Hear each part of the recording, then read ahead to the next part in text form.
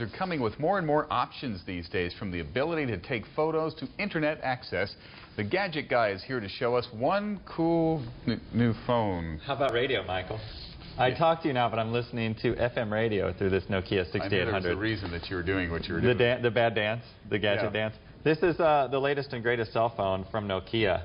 And it does have a built-in FM radio with presets, but the catch is you have to use the headset with it. So I have this stylish Borg-esque headset. Right, yes.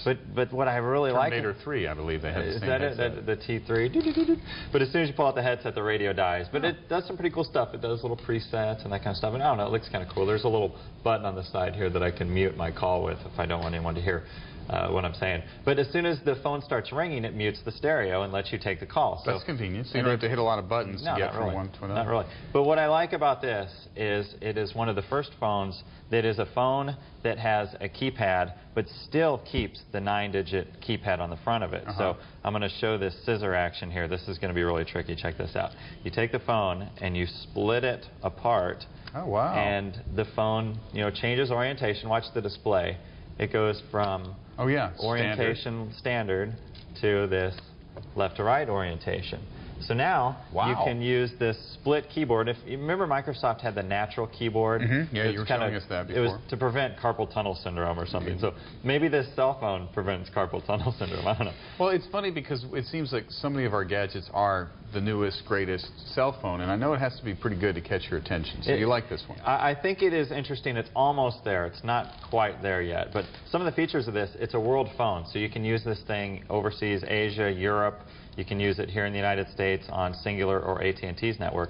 The price is very inexpensive. It's only $50 to $150, depending on whether or not you get new service. It has a speakerphone, which works pretty well. You can set it down on the desk and talk. Oh, no. Won't work too well. Doing that now? That's going to be so annoying. It does have a regular number keyboard, which is the fact that I like the best. You can still touch dial. A lot of these data phones, you cannot touch dial. How's the battery life with that radio you were showing us? Is that drained excessively? Yeah, not as much as other players would, but radio will take power. The color screen is what really robs the most power. I remember you telling us that before. You kind of, it's a trade-off. That is the killer. But there are some bad things with this. Despite the fact that it has the full keyboard, it's really best at doing SMS messaging. The email application runs in Java, and it's the first iteration of it, so I expect it to get better, but it's very slow. What's that mean in English? Well, you have to load applications to get email. It's not built into the phone per se. Now, they expect that this will copy the BlackBerry, which is the little device that everyone's been carrying since '99. And that's the best email client on the market because it syncs with your corporate email server. What I don't like about it is it will not alert you when you have new email. You have to physically tell it to check email. So go hit send, receive, or something. Yeah, it's not always online. There's no Bluetooth on this phone either. And Bluetooth is the Nordic king that, you've taught us about that. Some terrible things to lots of people, but now he's a wireless technology that's... some of the new cars are going to use Bluetooth, so your cell phone can be in the seat, and your car stereo will mute if a phone call comes in. Wow. The display is a little murky on this phone, so it's kind of hard to see. The real display I'm waiting for is OLED, or Organic Light Emitting Diode. And that won't require a backlight. It'll be built in. It'll be a lot crisper, and it won't rob so much power. So that's a new screen technology that I've only seen one phone with that, and it's just on one of the smaller displays. And then finally, it does not yet sync with your PC. Think about it. Your PC has all your phone numbers, your names, addresses. It's got your life in there. It does. Well, Nokia implemented a new standard of syncing, and it's called SyncML, but they've done their own little twist to it.